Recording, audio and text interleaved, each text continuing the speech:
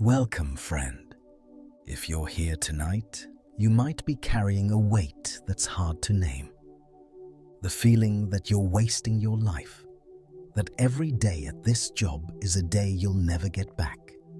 That sinking feeling when the alarm goes off.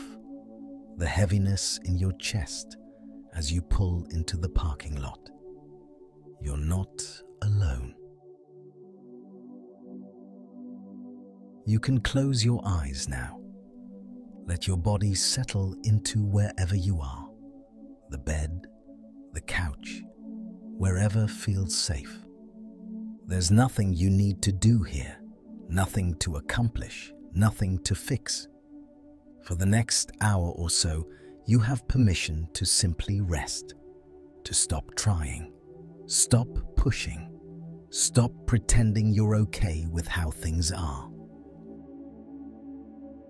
If you're carrying the exhaustion of another day that felt like waiting, if you drove home tonight thinking, is this it? Is this all there is? If you're afraid you've already wasted too much time and it's too late to change, it's okay. You're not broken. You're not failing. You're not stuck because you're weak.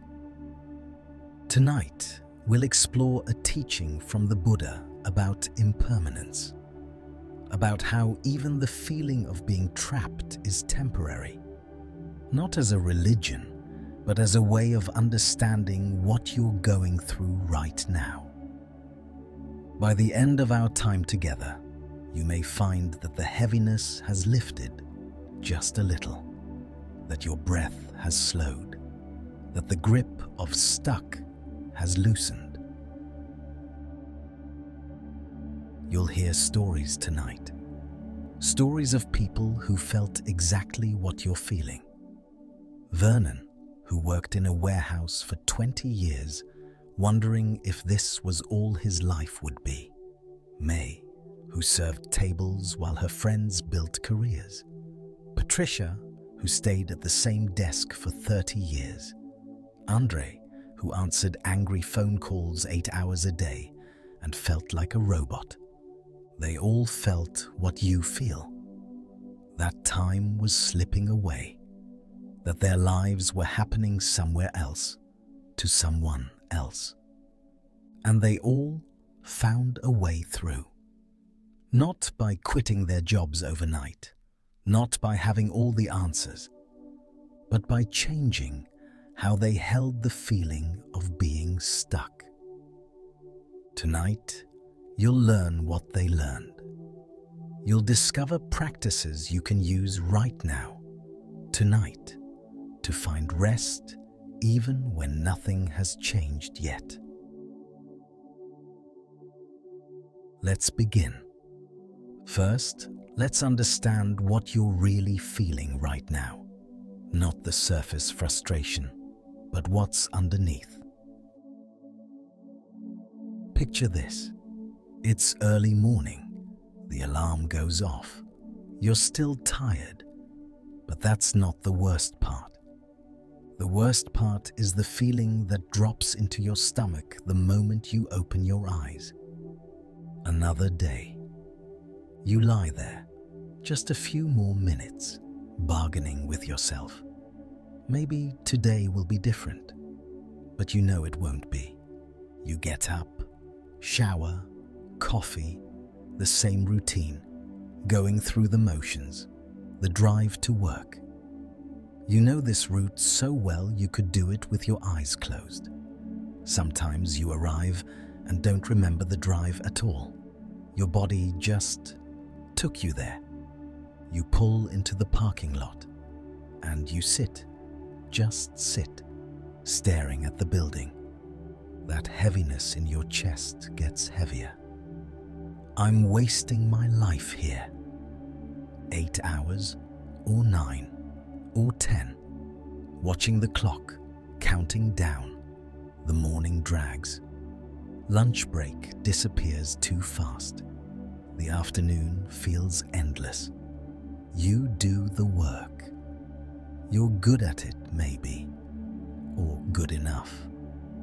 But it doesn't matter, because it doesn't mean anything to you. It's just time. Time you're trading for money, time you'll never get back. And the thought that keeps circling back, the one that won't leave you alone. Is this it? Is this all there is? You see other people, they seem fine. They seem to have figured it out. But you feel like you're pretending, performing, waiting for your real life to start. But when? When does that happen?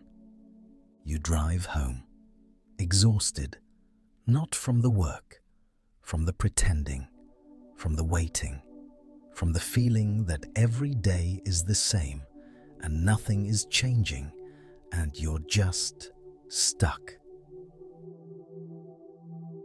If this feels familiar, I need you to hear something. You are not lazy. You are not ungrateful. You are not failing. What you're feeling has a name. The Buddha called it sloth and torpor, one of the 5 hindrances. It's not laziness. It's not weakness. It's what happens when the soul is exhausted, when you're doing something that doesn't align with who you are, when you're giving your energy to something that gives nothing back. It's a heaviness, a numbness, like walking through water. And here's what makes it worse: the guilt. Other people have it harder. I should be grateful I have a job. What's wrong with me? So you push down the feeling. You tell yourself to be tougher, to just get through it. But that only makes the heaviness worse. Right now, at this very moment, millions of people are lying awake feeling exactly what you feel. That their life is passing them by. That they're trapped. That it's too late to change. This isn't personal failure. This is a human experience. And here's the truth the Buddha taught 2,500 years ago. A truth that modern psychology is now proving. Stuck is a feeling, not a fact.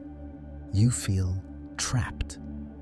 But the trap is mostly in how you're thinking about the situation. Now, I'm not saying your job isn't hard. I'm not saying you should just think positive and everything will be fine. I'm saying there's a way to be in this situation right now, tonight, and still find rest. Still find meaning. Still feel like you're living, not just surviving. People have done it. People who felt exactly what you feel. Let me tell you about Vernon. Vernon worked in a warehouse for 20 years. The same job, the same routine, day after day. He was 48 years old. His back hurt, his knees hurt, and every morning when the alarm went off, he thought the same thing. This is what I did with my life? He couldn't quit. He had a family, bills, a mortgage. Retirement was still years away. He felt trapped, stuck, like he'd wasted his life. And then something shifted. Not his circumstances. His job didn't change. His situation didn't change. But how he held it, how he related to it, that changed everything. This is his story. And through his story, you might see a way forward for yourself. Vernon was 48 years old when I met his story. He'd worked at the same warehouse for 20 years, loading trucks, unloading shipments, the same building, the same routine, day after day. He was strong once, proud of his strength, but now his back ached. His knees hurt on cold mornings, and he had 12 more years until retirement. Every morning when the alarm went off, the same thought. 20 years, and this is what I did with my life? Vernon had a family, 2 kids, a mortgage, bills that didn't stop coming. He couldn't quit. Where would he go? He was almost 50, no college degree. This was what he knew. So he kept going, kept lifting, kept loading, kept watching younger guys come in, full of energy, talking about their futures. He'd drive home silent. His wife would ask how his day was. "Fine," he'd say. But inside, he was thinking, "I wasted my life. I chose wrong. And now it's too late." His son wanted to go to college. Vernon worked overtime to pay for it. And every time he worked that extra shift, he thought, "I'm doing this so he doesn't end up like me." That's how he saw himself, a cautionary tale, a wrong turn, a wasted life. Then one evening, his daughter came home from school. She was 16, working on a project about heroes.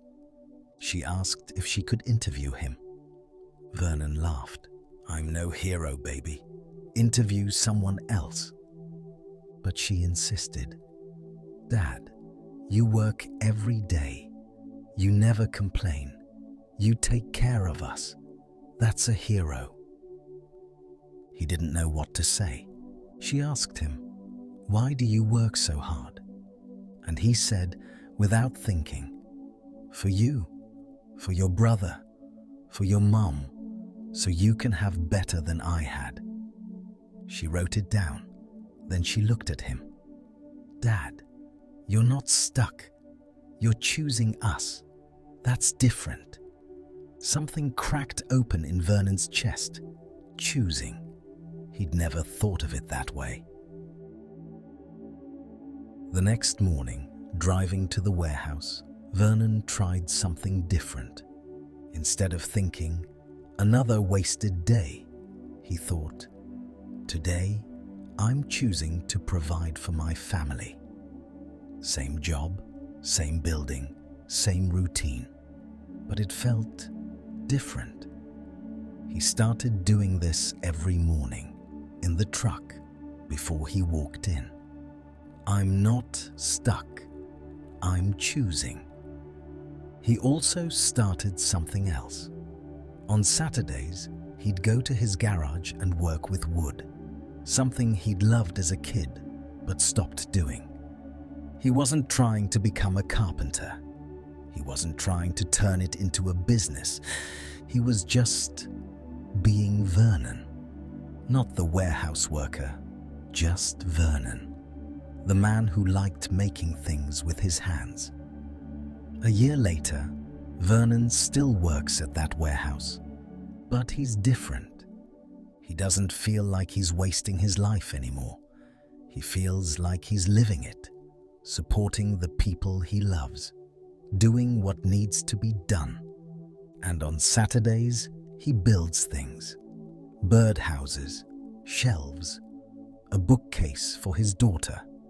His job is what he does. It's not who he is. Vernon's story teaches us something crucial. Your job is what you do, not who you are. The warehouse didn't define Vernon. What defined him was why he was there. What defined him was who he became when he came home.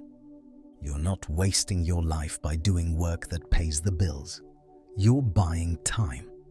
Time with the people you love. Time to discover who you are outside of work. Now let me tell you about May. She's 31. She works as a server at a restaurant in Portland. 7 years ago, she moved there to become an actor. She had dreams. She had plans. But dreams don't pay rent. So she got a job serving tables, just temporarily, just until she got her first role. That was 7 years ago. May watched her friends from college. They were building careers, getting promotions, posting on social media about their successes, and she was carrying plates. "Can I get you another drink? How was everything? Have a great night." The same script. 8 hours a day, 5 days a week. She'd go to auditions, but nothing stuck. And slowly, the auditions became less frequent. She was tired. She stopped believing she could make it. At night, she'd lie in bed scrolling through Instagram. Her classmate got cast in a Netflix show. Her friend from acting class was on Broadway. And May was a failure. A 31-year-old server, still waiting for her life to start. "This isn't what I'm supposed to be doing," she'd think. "I'm wasting my youth, my talent, my life." Then one shift, a regular customer said something that changed everything. He was an older man, came in every week, always kind. This time, as May brought his food, he said, "You know, you make my day better every time I come here." May smiled politely. "Thank you." But he continued, "I'm serious. You're present. You listen. You care. That's rare." After he left, May stood in the kitchen and she thought, I do care.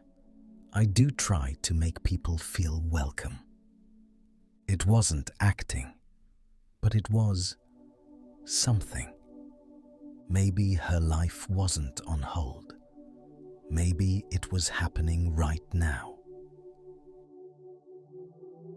May started an experiment. Every shift, she'd set an intention. "Today, I'll practice being fully here." Not survive this shift, not get through it. Be here. She started noticing people, really noticing. The couple on their first date, nervous and excited.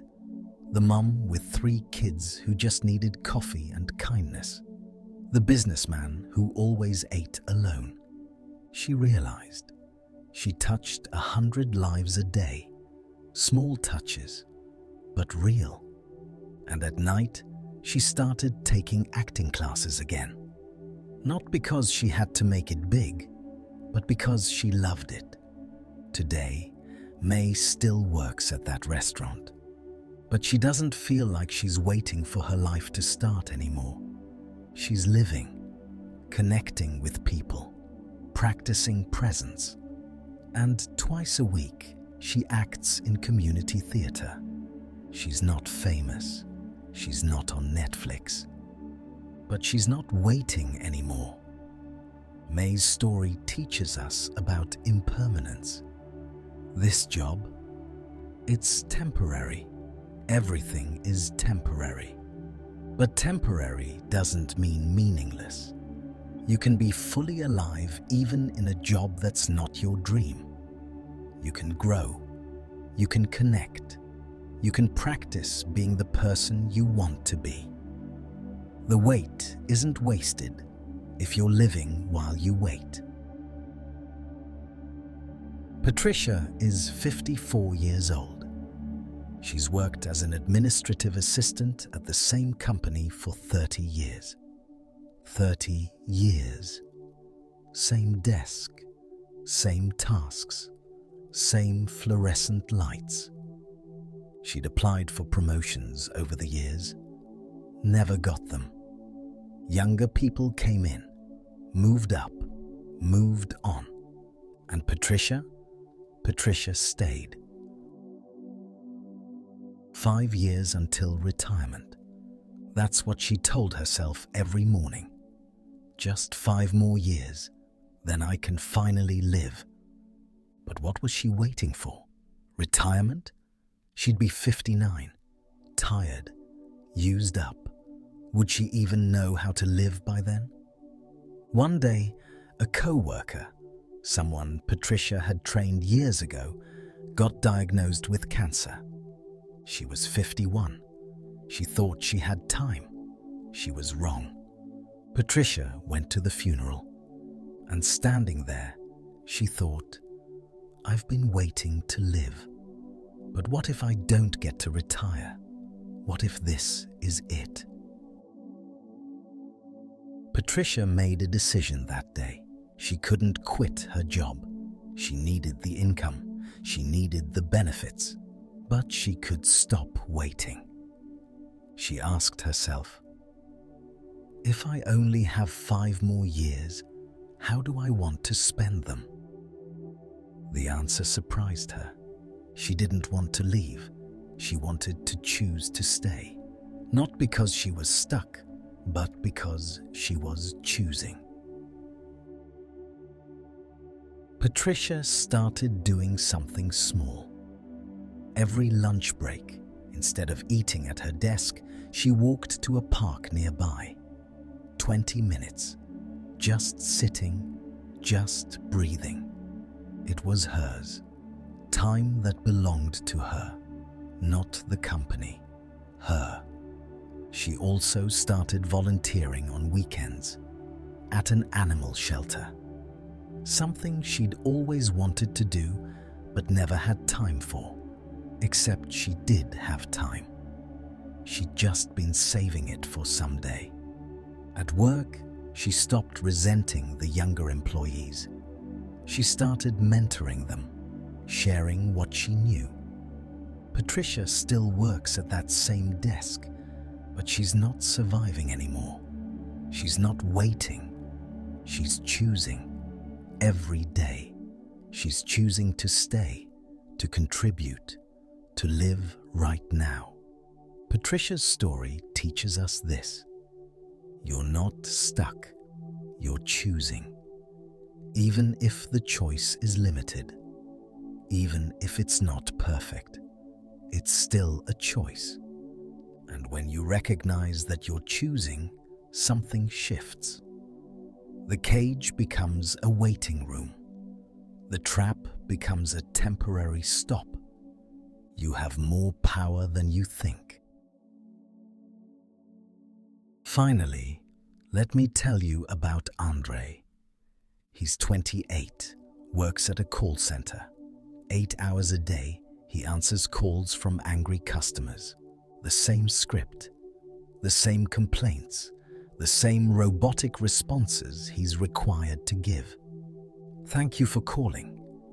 How can I help you today? Over and over, hundreds of times a day.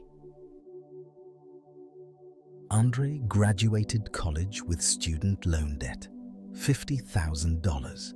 He needed a job, any job. He found this one. Just for a year, he told himself, just until I pay down some debt. That was 3 years ago. Every call felt like it was draining his soul. People yelled at him for things that weren't his fault. He couldn't help them. He couldn't go off script. He was a robot, reading lines, not thinking, not creating, not living. He'd go home and feel nothing. Numb, empty. I'm wasting my 20s. Everyone else is building careers. I'm stuck in a cubicle, reading a script. One night, Andre couldn't sleep. He was scrolling online and found an article about Buddhist meditation.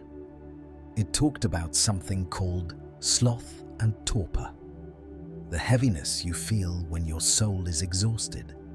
Andre read, "This heaviness is not laziness. It's your spirit telling you something is wrong." he started crying. Because finally, someone understood. He wasn't lazy. He wasn't ungrateful. He was exhausted. Soul exhausted. Andre started meditating. Just 3 minutes between calls. Breathe in, breathe out. This call doesn't define me. It helped. A little. He also started doing something radical. Every evening after work, he took an online coding class. 1 hour, that's all. He wasn't trying to become a software engineer overnight. He was just learning, growing, remembering he was more than a call center script. 6 months later, he applied for a junior developer position. He got it. Andre doesn't work at the call center anymore. But here's what matters. He didn't wait to start living. He didn't wait until he escaped. He started living while he was still there. He learned. He practiced. He prepared. Being stuck is temporary, but staying stuck is a choice. Andre's story teaches us the most important lesson. Stuck is not permanent. Right now, you might feel trapped, but you're not.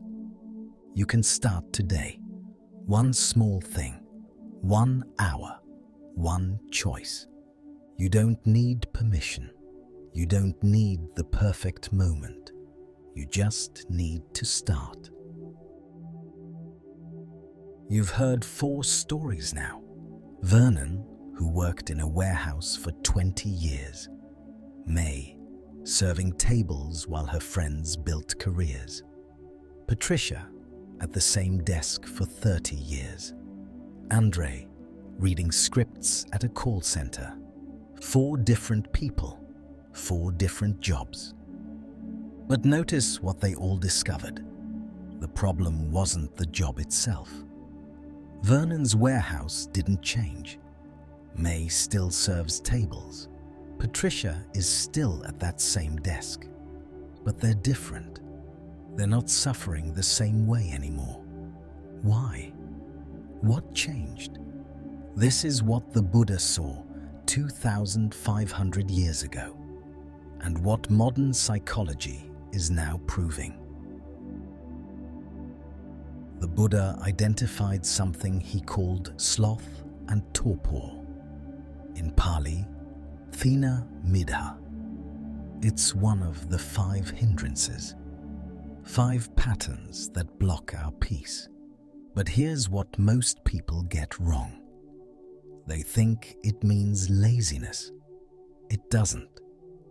Sloth and torpor is what happens when your soul is exhausted, when you're giving your energy to something that gives nothing back. It's not physical tiredness. It's existential tiredness. You can sleep 10 hours and still wake up exhausted, because it's not your body that's tired. It's your spirit. The Buddha said, this heaviness, this numbness, this feeling of going through the motions without really living, this is sloth and torpor. And it arises when there's a mismatch between who you are and what you're doing, between your values and your daily actions. Remember Andre? Working at the call center, reading scripts, feeling like a robot? That heaviness he felt, that wasn't laziness. That was his soul saying, this isn't aligned. This isn't you. But here's what the Buddha understood, and what Andre discovered. You can't always change the external circumstances immediately. Bills need paying. Families need supporting. But you can change your relationship to those circumstances. You can be in a difficult situation without being trapped by it. The Buddha's second insight, anicca, impermanence. Everything changes. Nothing stays the same, ever. Not your circumstances, not your feelings, not even your sense of being stuck. Now you might hear this and think, great, so I just have to wait? No. Impermanence isn't about waiting passively. It's about recognizing that this moment, right now, is already changing. May understood this. She was serving tables, feeling like her life was on hold. But then she realized nothing is on hold. Her life was happening right now, in those interactions, in those moments of presence. The trap isn't the job. The trap is believing my real life is somewhere else, someday. But there is no someday. There's only this day, this moment. And this moment is already becoming the next moment. Here's the profound part. When you recognize impermanence, something shifts. You stop waiting for permission to live. You stop waiting for circumstances to be perfect. Because you realize this job is temporary. This feeling of being stuck is temporary. Everything is temporary. But temporary doesn't mean meaningless. You can fully live in a temporary situation. You can grow. You can practice. You can be present. Vernon did this. He couldn't quit his warehouse job, but he realized this situation is temporary, 12 more years. But I can choose how I spend those 12 years. Not waiting to retire, not waiting to escape, living now. The Buddha taught something called right livelihood, part of the Noble Eightfold Path. Most people misunderstand this too. They think it means find your passion, do what you love. That's not what the Buddha meant. Right livelihood means your work should not cause harm, and it should support your practice of being present and compassionate. But here's the key. Your job is what you do. It's not who you are. Patricia understood this. She works as an administrative assistant. That's what she does. But who she is. She's someone who volunteers at animal shelters, who walks in parks, who mentors younger employees. The job doesn't define her. The job provides for her. And within that job, she practices presence, kindness, contribution. That's right livelihood, not perfect work, aligned relationship to work. Many people think, I'm stuck in the wrong livelihood. I need to quit and find the right one. But the Buddha taught, right livelihood is less about what you do and more about how you do it. Less about the job title and more about the intention you bring. You can practice right livelihood in a warehouse, in a restaurant, in a call center, in an office. If you're not causing harm, if you're supporting yourself and others, if you're practicing presence and compassion, that's right livelihood. Now you might be thinking, this is beautiful philosophy, but is it real? Does it actually work? Here's what science is discovering. Dr. Robert Sapolsky at Stanford studied what's called learned helplessness. When animals, or humans, are placed in situations where they can't control outcomes, they develop a condition where they stop trying, even when escape becomes possible later. They've learned, I'm helpless, there's no point. This is what happens when you feel stuck in a job. Your brain learns, I can't change this, I'm trapped. But here's what Sapolsky found. This pattern can be unlearned.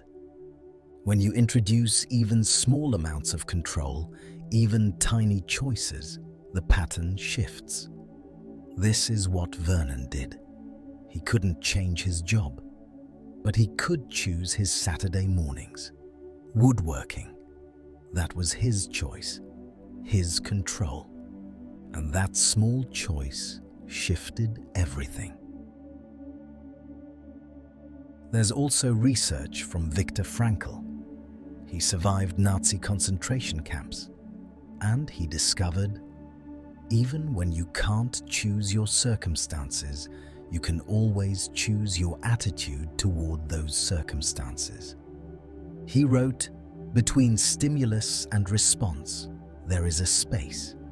In that space is our power to choose our response. In our response lies our growth and our freedom. Patricia found this space.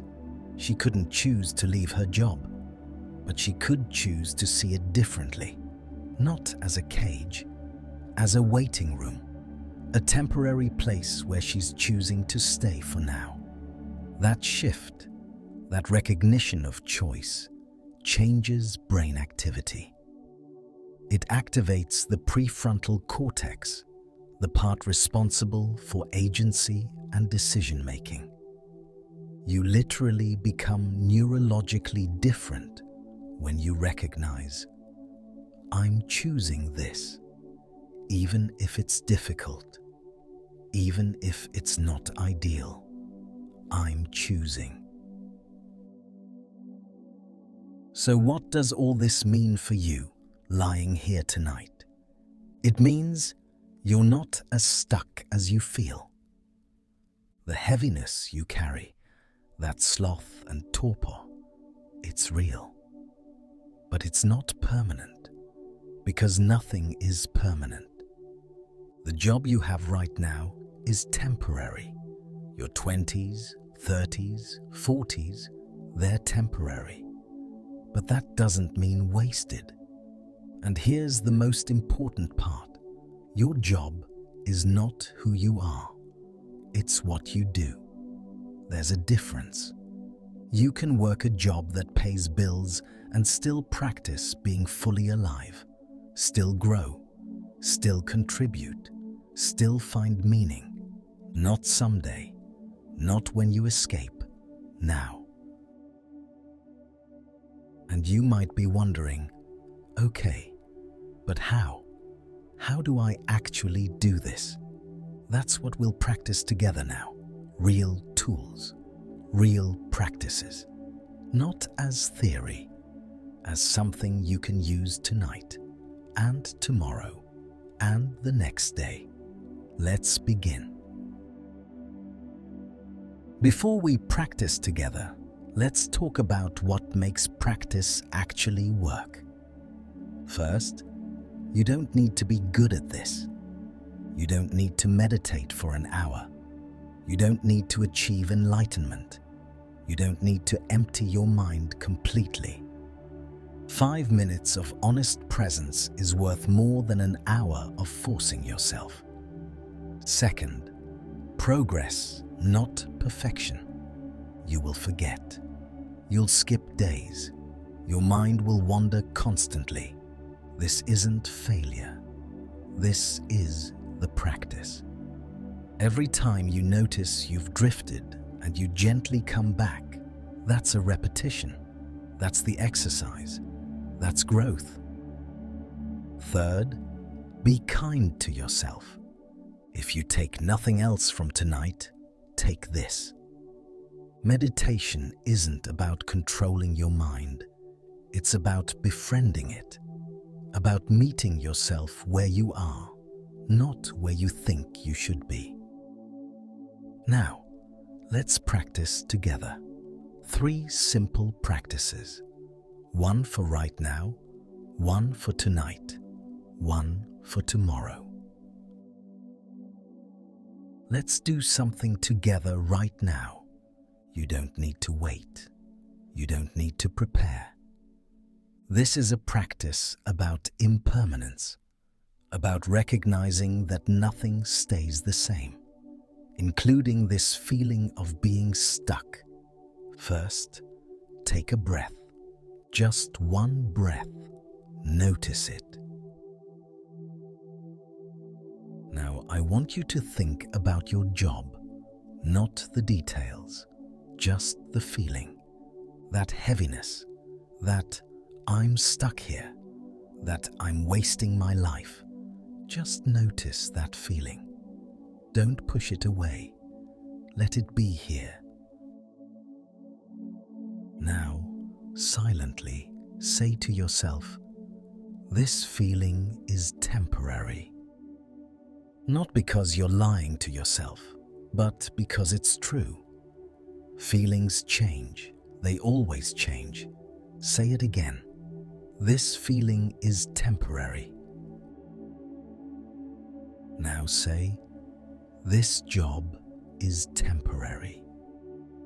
Even if you've been there 20 years, even if you'll be there 5 more, it's still temporary. Everything is temporary. Say it. This job is temporary. Now the most important one. Say, even stuck is temporary. This feeling that you're trapped, it's not permanent. It's changing right now, this very moment. Even stuck is temporary. Now ask yourself, what can I control right now? Not tomorrow, not next year, right now. And the answer is my breath, my next choice, my attitude. You can't control the job, but you can control this moment, how you relate to this moment. Take 1 more breath. That's it. You just practiced. You recognized impermanence. You exercised your agencies.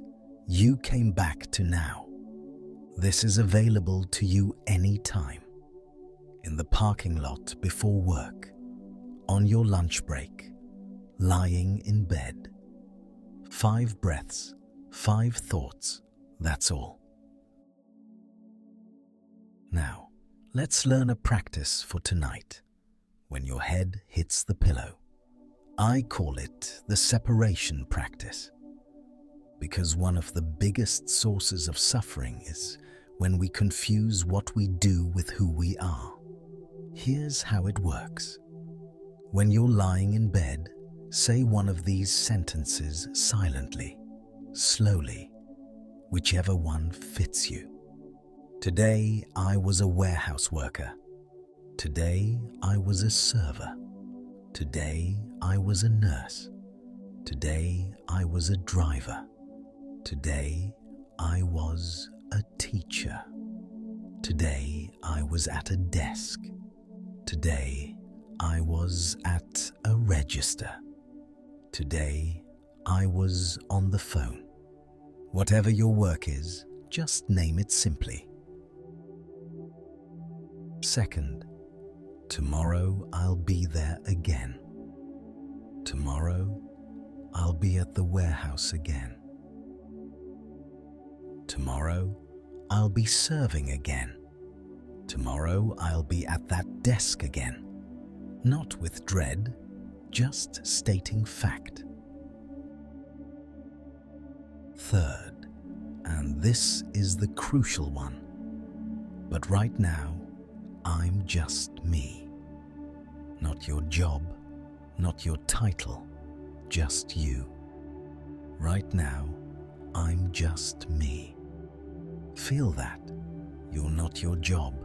You're a person with a name, with a life, with value that has nothing to do with what you do for money. Fourth, my job is what I do, not who I am. Say it, feel it. My job is what I do, not who I am. Then name 3 things you're grateful for. But here's the rule. None of them can be about work. I'm grateful for... maybe it's a person, a moment today, something small, a warm shower, your bed, the quiet. Anything that reminds you your life is bigger than your job, much bigger. Practice this every night for 1 week, just 1 week. It takes 90 seconds, and it will shift something, I promise you, because you'll start to see the job is just one part, a temporary part, not the whole. One more practice. This one is for tomorrow. And it's so simple you might not believe it works. But it does. Tomorrow, make one small choice. Just one. Something tiny. Something that reminds you, I have agency. I'm not completely trapped. Here are some examples. Maybe you take a different route to work, a different road, a different path through the parking lot. Why? Because your brain has learned this is the only way. And when you change the route, you remind yourself there are always other ways. Or maybe you eat lunch somewhere different. Outside, if you usually eat inside. Alone, if you usually eat with people. With people, if you usually eat alone. Just one choice that's different. Or maybe during your break, you walk. 5 minutes. Around the block. Around the building. Not for exercise, for autonomy. For reminding yourself, I can move. I can choose. These seem small, I know. Trivial even. But here's what's happening neurologically. When you feel stuck, your brain has learned, I have no control. My choices don't matter. This is learned helplessness, and it becomes a neural pathway. But when you make even tiny choices, you activate a different pathway, the agency pathway, the I can influence my life pathway. And the more you use that pathway, the stronger it gets. So tomorrow, one choice, just one. A different lunch spot, a different route, a walk, a moment of rest you give yourself. Something that says, I'm choosing, even here, even now. And notice how it feels. To choose, even something small. That feeling, that's freedom, in microdose. Now, you might be wondering, which practice should I do? All 3? Here's my guidance. If you feel overwhelmed, numb, like you're going through the motions, do the Impermanence meditation. It wakes you up to the fact that nothing is permanent, including this. If you feel like the job defines you, like you've lost yourself, do the separation practice. It reminds you who you are beneath what you do. If you feel powerless, like nothing you do matters, do the micro-choice practice. It rebuilds your sense of agency one tiny decision at a time. But honestly, the best practice is the one you'll actually do. So don't try to do all three perfectly. Pick one, the one that speaks to you most. Do it tomorrow. 5 minutes. Just 5. Don't add anything else. Don't pressure yourself. One practice, 5 minutes, 1 week. Then notice, how do you feel? Is something different? And remember, these aren't solutions that fix everything overnight. They're tools. Tools to help you be present, to help you remember who you are, to help you recognize you have more power than you think. Vernon used these tools in a warehouse. May used them in a restaurant. Patricia used them at a desk. Andre used them at a call center. The circumstances were hard, but they found freedom within them, not by escaping, by changing how they related to their situation. You can too. Now, let's bring everything together. Tonight, you heard 4 stories. Vernon, who worked in a warehouse for 20 years and learned his job is what he does, not who he is. May, who served tables while her friends built careers and discovered her life was happening now, not someday. Patricia, who stayed at the same desk for 30 years and realized she wasn't stuck, she was choosing. And Andre, who answered angry calls at a call center and learned that being stuck is temporary. Staying stuck is a choice. You learned the Buddha's teaching about sloth and torpor. That heaviness you feel isn't laziness.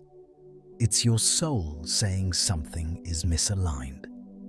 You learned about impermanence, that everything changes, including this feeling of being trapped. And you learned about right livelihood, that your job is what you do for money, but who you are, that's something much deeper.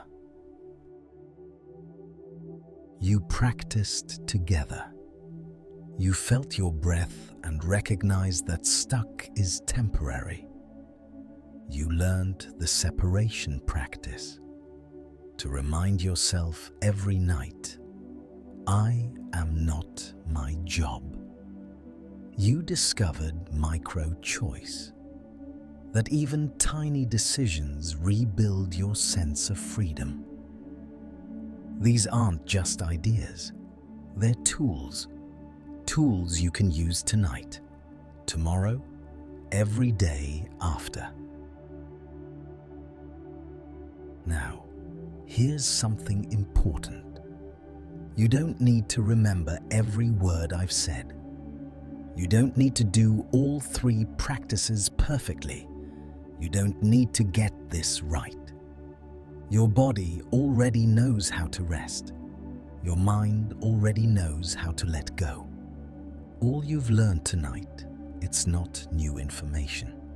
It's remembering what you already knew deep down, that you're more than your job, that you have more power than you think, that stuck is a feeling, not forever.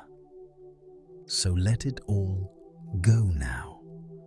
The stories, the teachings, the practices, even these words. Just let it all go. Feel your body now. Notice how heavy it's becoming. Your head sinking into the pillow. Your shoulders melting down away from your ears. Your arms so heavy now, like they're made of sand. Your chest softening with each breath.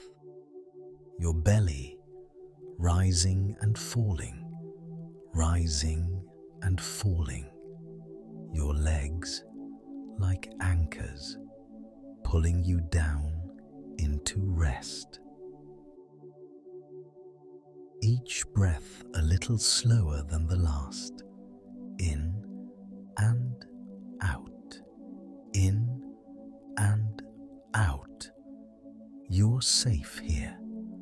You're held by the earth beneath you, by the darkness around you.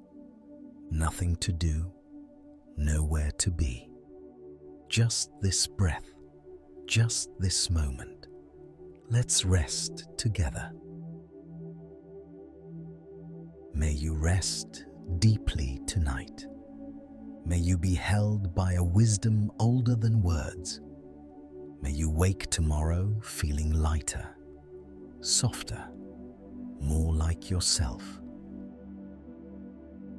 May you remember, your worth is not measured by what you produce, by what you accomplish, by the hours you work. You are enough. You have always been enough. May you rest in that knowing.